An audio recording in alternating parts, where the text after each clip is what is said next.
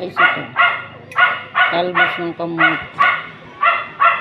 Ito yung ulam namin ng gabi. Ang gagawin ko lang dito ay hugasan ko mabuti. Tapos, ilalagay ko na siya sa kawali. Bali, hindi ko na siya tutubigan. Ang magpapaluto sa kanya, yung pinaka-paghugas sa kanya.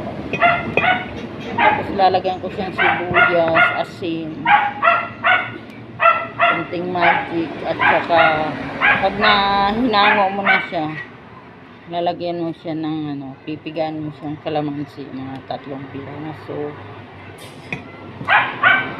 Lalabas yung katas niya, magiging pula na po yung katas niya.